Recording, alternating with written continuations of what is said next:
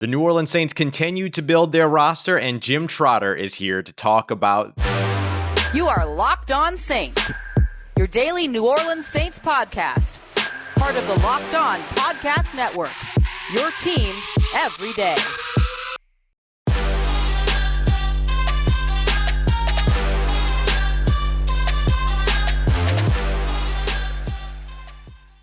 What is good, Who Dat Nation and Who Dat family? Welcome into another episode of Locked On Saints, your daily podcast covering the New Orleans Saints, part of the Locked On Podcast Network, your team every day. Thank you very much for being here with us. Hope that you all are doing well and keeping safe. On today's episode, we're going to start off with some of the big stories around New Orleans. Where are the Saints going to be for the foreseeable future? Where is the Week 1 game against the Green Bay Packers going to be held? And what additional changes have already been made to the roster as the Saints continue to build out their 53? All of that before we're joined by Jim Trotter of NFL.com and NFL Network to talk about Jameis Winston and why the New Orleans Saints are not to be slept on in 2021. We've got all that coming up for you. And as always, I'm your host, Ross Jackson, at Ross Jackson Nola on Twitter, co-managing editor over at CanalStreetChronicles.com, and your Tuesday co-host over the National Locked On NFL podcast. We got all that and a little bit of lanyap for you on today's episode of Locked On Saints, your team every day.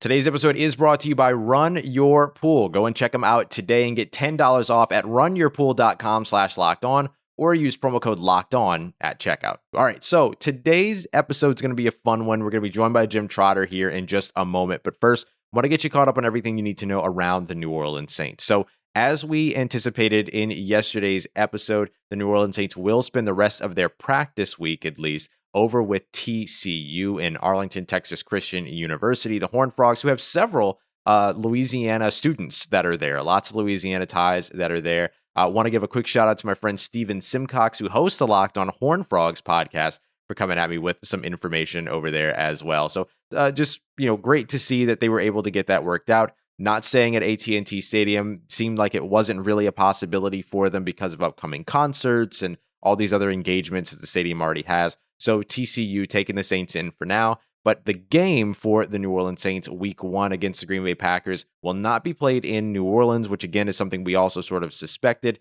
The Caesars Superdome didn't receive any structural damage, but because of the infrastructural damage all around Southeast Louisiana, makes it very tough to host any type of a matchup there, either because of power in and around the area or power around or in the neighborhoods that players live. So that was another thing that was very important for Sean Payton and the New Orleans Saints, and not just players, coaches, staff, so on and so forth as well. So when it comes down to it, the Saints instead will host the Green Bay Packers on September 12th at 3:25 Central Time. The time and date are not changing, however, the location is, because they'll do so in Jacksonville, Florida, at TIAA Bank Field, the home of the Jacksonville Jaguars. Now, there are two key reasons why the Saints chose, three key reasons why the Saints chose this stadium. First of all, it was the closest that they could get in terms of keeping it in relation to where Saints fans are, and that was actually available at this time. Like we said, you have games going on at other stadiums, you have concerts going on at other stadiums, all of that. So the Saints ended up in Jacksonville there. The other part of it is that they also looked to see what would create the most inconvenient way for Packers fans to travel, whether it be by cost prohibition or whether it simply be by the amount of time that it would take, change the layovers, all of that stuff. So they literally searched it on Expedia and found that that Jacksonville was a tough place for Packers fans to get. So they chose that stadium. And they also know that Aaron Rodgers has a 3-4 record and below 80 passer rating in the state of Florida. So they also chose based upon that. So look, it's the New Orleans Saints, right? This is what they do. They always search for a competitive edge. And even in a situation like this, where the competitive edge would have been against them not being able to play at home, they've somehow found some way to balance the tables as much as possible. So the Saints will play host on September 12th at 3:25 Central Time, PM, of course, with the Green Bay Packers in Jacksonville, Florida at TIAA Bank Field. And finally, just want to go over a couple of roster moves for you for the New Orleans Saints. A couple of interesting additions to the practice squad as they filled out about 14 of their spots over the course of the last couple of days. First of all, Kawan Baker and Aesop Winston, the wide receivers that we expected to see make it back to the team in some shape, form, or fashion, have indeed done so. They are now back on the practice squad for the New Orleans Saints. The Saints also bringing back North Carolina Central University cornerback Brian Mills. And then they also added Kevin White to the practice squad as well. Something to really keep an eye out on there, because remember, the Saints can elevate, just in any team around the NFL, can elevate a couple of game day players from the practice squad each game. So something to keep an eye out for sure. Then you also saw Albert Huggins come back to the practice squad. But then the very interesting one was Alex Arma, the fullback that we expected to find his way back to the active roster, instead comes back to the practice squad. This happens after the New Orleans Saints ended up claiming fullback Adam Prentice off of waivers after he was waived by the Denver Broncos. At just over 6 foot, about 240 pounds, Prentice is a big-time bruiser. He's oftentimes credited as being an additional offensive lineman, so he fits the mold in terms of what the Saints like at the position. Now we'll see exactly how the roster shakes out ahead of Week 1. And Prentice wasn't the only addition for the New Orleans Saints. They also brought in 26-year-old defensive tackle Montrevius Adams. Most recently, he was playing with the New England Patriots during the preseason, totaled 5 pressures during that time in those 3 games, had only 11 pressures and 2 sacks over the course of his 45-game career thus far. So not somebody with a ton of production under his belt at this time, but the Saints did need some more bodies on the interior on the defensive line. Without Montrevius Adams here, the defensive linemen on the interior that the Saints have available to them to start the season are Shai Tuttle, Malcolm Roach, and Christian Ringo, because David Onyemata is suspended for the first 6 games. Now, Albert Huggins is on the practice squad, so again, he could be a game day elevation, but it looks like the Saints just wanted to build up their numbers over on the defensive interior. Now, those are 2 players signed.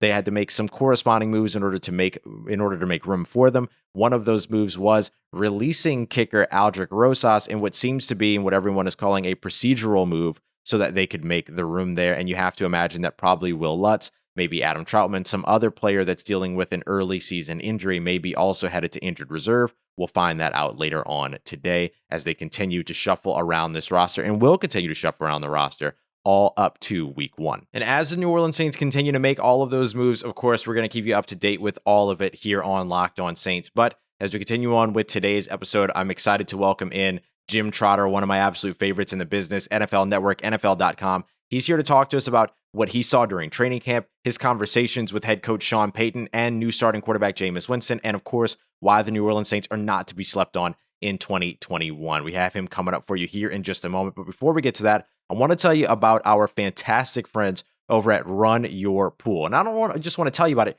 I want you to know we're actually going to use it here for the show as well, because basically what Run Your Pool does is that it lets you set up your own custom survivor pools with dozens of different formats, including pick'em pools, squares pools, confidence pools, whatever it is that you're looking for. You can do it through Run Your Pool. And best of all, you can do it in a really, really easy and simple way. And we're going to use it here for the show. We're going to start up a Locked On Saints survivor pool. Doing a fantasy league is always fun, but it's so time consuming for me that it's really hard to get those up. So with this, we're going to be able to still do something to where we're going to be able to get more people available, even folks that don't play fantasy. It's easy to look at a game and say, I think this team's going to win, right? So we'll be able to do all of that here with our Locked On Saints Run Your Pool. But if you want to start one on your own, this is a really, really great way to go about it and run it with all your family, all your friends. Go and check them out today at runyourpool.com/lockedon, or use the promo code LOCKEDON at checkout to get $10 off. Anywhere in the world,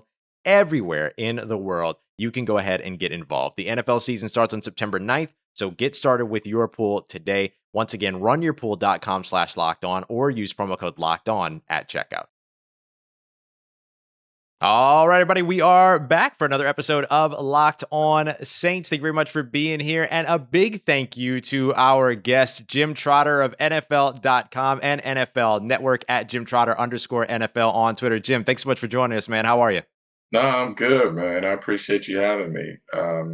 Truth is, I seem to get more love from Saints fans and podcasts and media than any other team. So I love it, man. I love New Orleans. I love the Saints. So it's all good for me. I love it. Well, I mean, we are a population of people that is very loyal to those that speak well upon us, and certainly you have done your fair share of that. And of course, taking time to visit with some of our favorites here in the city, doing phenomenal interviews over on the Huddle and Flow podcast, along with Steve Weish, which is with you did a great one with Sean Payton, great one with Jameis Winston, of course, and then Demario Davis. So just phenomenal work and everything coming from y'all. But I do want to talk a little bit about your conversations with Jameis Winston back in June, you wrote a piece over at NFL.com saying that, hey, my expectation is that on September 12th, Jameis Winston's going to jog out with the starters.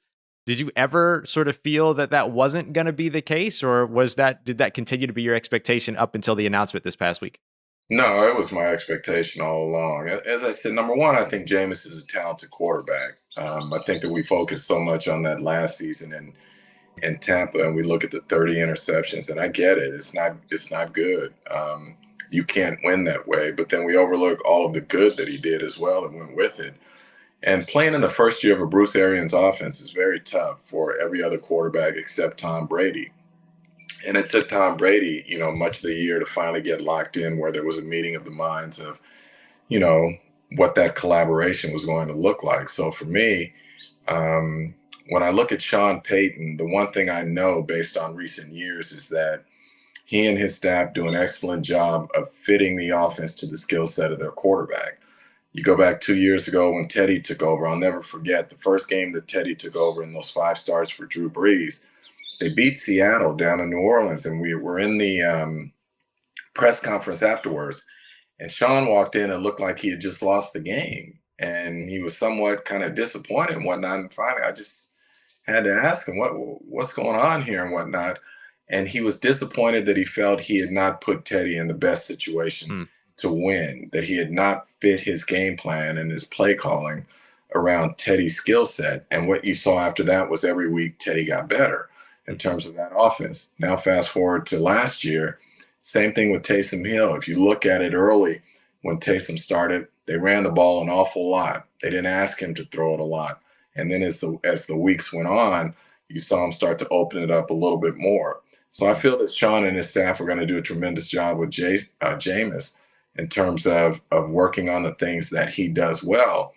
And the other thing I liked about him, why I felt that Jameis would be the starter, is there's something to be said for the versatility of Taysom Hill and what he brings to an offense when you bring him off the sideline and an opposing defense having to prepare for that all week.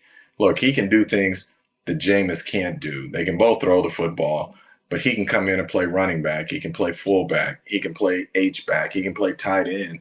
And he can even play some receiver if you put him in the slot. All of those sorts of things are things that Jameis can't do. So when you have that added versatility, to me, it just makes that Saints offense more dynamic. Now, between Jameis and Taysom, this quarterback battle, as it continued on, a lot of people have questioned the legitimacy of the quarterback battle, but you were at camp. You've also seen these preseason games, and you've been in these conversations with the people that are involved. To you, was this a legitimate quarterback battle between the two? Yeah, I think it was. I think if Jameis had not played well, I don't think Sean would have had any hesitation starting Taysom. So, Right. Yes, I believe it was fair. But look, the reality is the NFL is a pass-first league. And Jameis Winston's arm talent is on a level unlike many others. And so the issue with him has always been turnovers. And so when you put that arm talent, you put the work ethic because he puts in the time. If you can reel in the turnovers, then you got yourself obviously a quarterback who was worthy of being drafted number 1 overall, which he was. So from my standpoint, I think the fact that Jameis didn't do anything in the offseason or during training camp and preseason to give pause to Sean or that staff, it's no surprise to me that he won it. And again, that doesn't mean that Taysom Hill is not a good quarterback or can't be a winning quarterback in the NFL, because I think he can. I saw him improve over the last 3 years, to the point where if I were a team and I needed a starting quarterback, I'd have no reservations about having Taysom Hill as my quarterback. But let's be honest here, when it comes to throwing the football, Jameis is on a little different level than Taysom. Yeah, absolutely. I mean, pretty remarkable one way or another that Taysom Hill came from an undrafted free agent that was utilized as a special teamer, then utilized as this sort of utility weapon, and then was legitimately entrenched in a quarterback battle with a guy who was the former number 1 overall selection in the NFL draft. I mean, he deserves some credit for that for sure. It also speaks to the Saints coaching staff, of course, that you can develop that guy in that way. And that's why I kind of get a kick. I chuckle at all these people who think the sky is falling in New Orleans. Drew Brees is gone. They had a couple of defensive players who left or were traded. And I just kind of laugh because Sean Payton, Mickey Loomis, Jeff Ireland, all of them, they've done a tremendous job in terms of stacking that roster with talent. And I believe that the Saints are going to be better later in the year than they are early in the year, simply from the standpoint of players are going to lose to suspension and Right. players they've lost to injury and whatnot. But to think that they're just going to fall off the map because Drew Brees isn't there, when we saw them go 8-1 the past 2 years when Drew was out with injury, I don't get it. So I don't quite understand it from fans who are overreacting that way. So if you wanted to know why it is that New Orleans fans show you so much love, there you go. That's I'm what just it is being right honest, there. No, but I say that I'm not even Right. I'm not even looking for love from Saints fans. I'm just No, of being course. honest as someone on the outside objectively in this thing. This is one of the better coaching staffs in the NFL, Mhm. and their record speaks for itself. So when you look at how they develop players, and the fact that defensively they were so good when Drew was out the last couple of years. One of the things I think defensively, if I had a question mark, it would be how are they going to adjust to losing that talent up front? Because Right. Dennis Allen had such a good rotation with his defensive line. And in talking to Dennis at camp, one of the things he came away with, and others have said, is we've got some guys in the interior who have to prove themselves, but they feel really deep and heavy at the defensive end position. And their position is if we can stop the run on early downs, then we feel that we can load up on that line in our nickel and dime packages, and sometimes have 4 D ends on the field to rush the passer. And so they're going to be creative and versatile in what they do.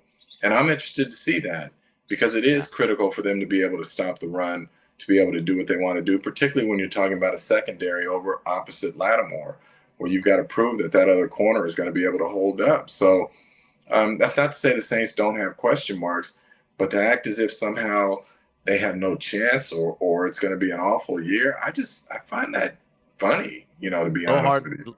Yeah, absolutely. Jim Trotter at Jim Trotter _NFL, Ross Jackson at Ross Jackson Nola. Coming up next, we're going to talk a little bit more Jameis Winston and take a look at the New Orleans Saints 2021, kind of a little bit more in general here. Now that there's a little bit more of a clearer identity. Got that coming up for you as we continue on with today's episode of Locked On Saints.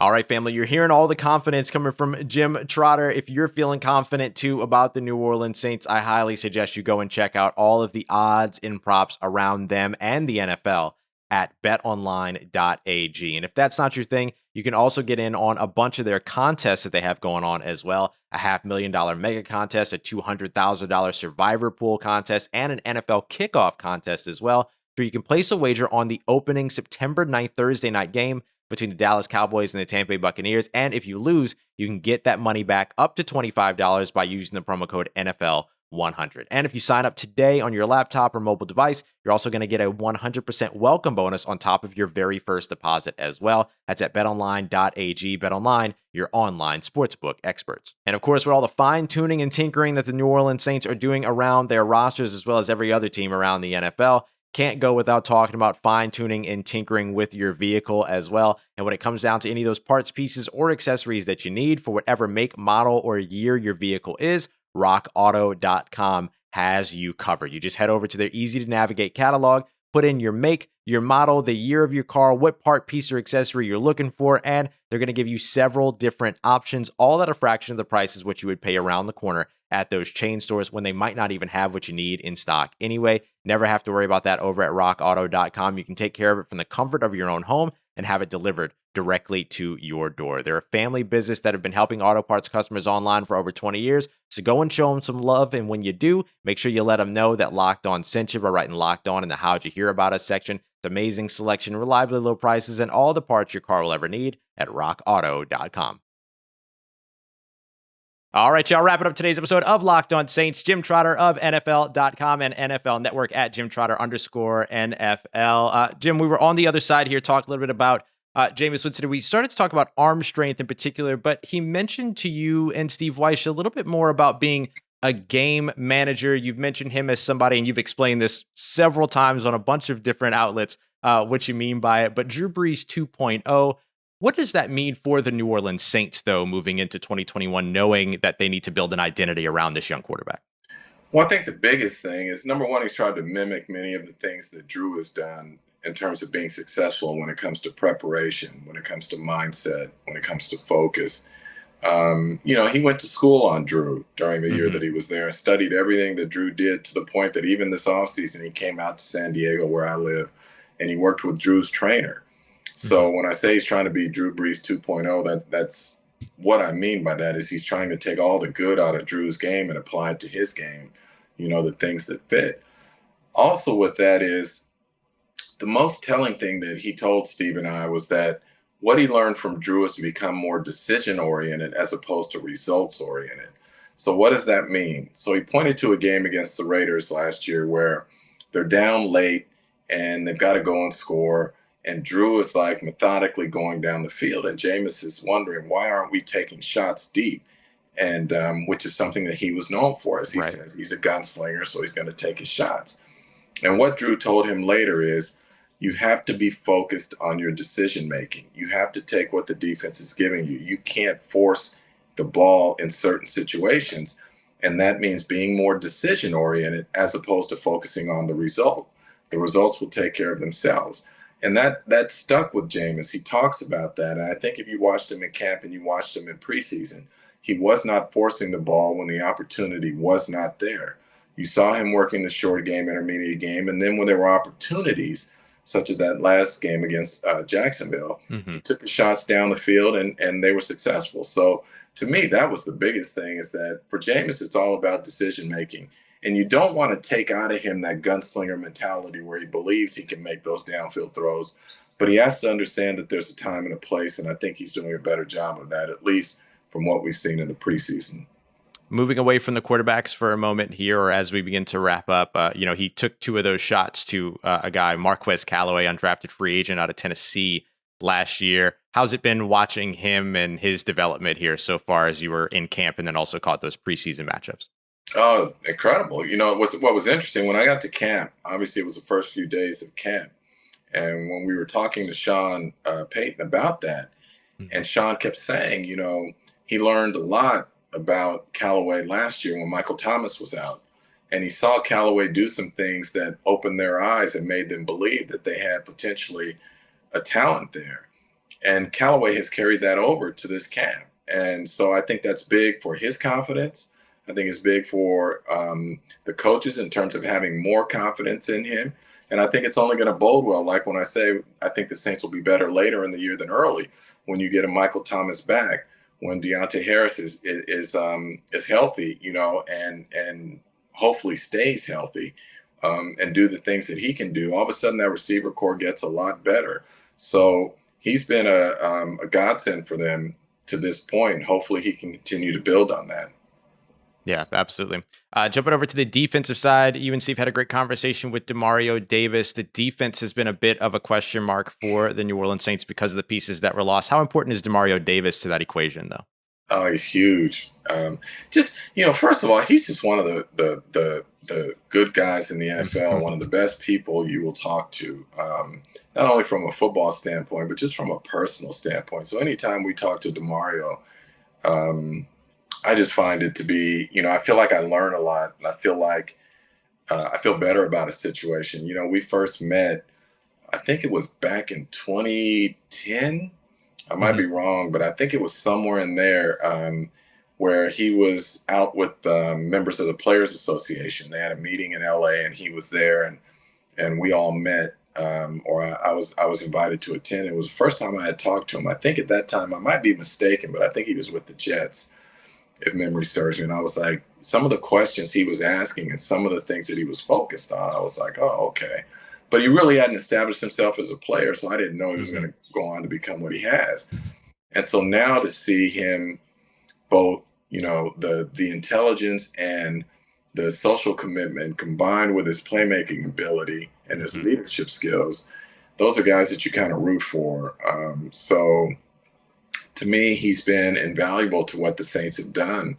Them being able to get him in free agency, him being able to become one of those defensive leaders along with Cam Jordan. I think if he's not there, man, it's a really difficult situation for them. But just a tremendous guy and tremendous player. Love it. Jim Trotter at Jim Trotter _ NFL, NFL.com, NFL Network. Jim, before we get you out of here, I always like to ask one fun question, not always just about football here on the Locked On Saints podcast. You got to spend some time at training camp. I know that you're familiar with New Orleans as a whole, regardless. So I have to ask you a little bit of a weird question, but I always love hearing people's answers here. If you were going to say that there was any Cajun cuisine, whether it's a dessert, a main dish, even a cafe au lait, whatever it is, if there was one that you could have for the rest of your life that was ready for you, open up the fridge, it's right there, it's in a country crock, old butter container, right, ready for you, what dish is that? What piece is that? Oh, it's gumbo. Oh, that's what I'm talking about. It's gumbo. But here's the best part. So whenever I come to New Orleans, I always say to people, where can I get the best gumbo? Where can I get the best gumbo? And the right answer is always at my grandmother's house. That's absolutely right. Let's say down the street. Exactly. So I'm always looking to go to a restaurant and get some gumbo and whatnot. But even when you ask the wait staff, where's the best gumbo? And they will say, as one young lady did to me last time, it's at my grandmother's house. It's true. So I'm like, okay, well, how do we get an invitation to grandmother's house? So, no, man, I love me some gumbo when it's done right, seafood gumbo. And so anytime I come down to New Orleans, I always have to have that. The interesting thing is, last time I was there, for the first time in my life, I tried oysters. I'd always said no, can't do it. Can't have that slimy stuff. Can't do it. So someone told me try them char grilled first. And so we were at Drago's. Yeah. I tried them. And they gave us one to sample, which, it was kind of them. And I was like, okay, we're good. So order a bunch more. So I'm good with the gumbo and the char grilled oysters. Absolutely love it. Jim, thank you so much for coming through. We'd love to have you back on sometime. Up until then, though, everybody can follow all of your work over at NFL.com. Tune into NFL Network and check out Jim on Twitter at Jim Trotter _NFL. We appreciate you coming through, bud. I appreciate you having me.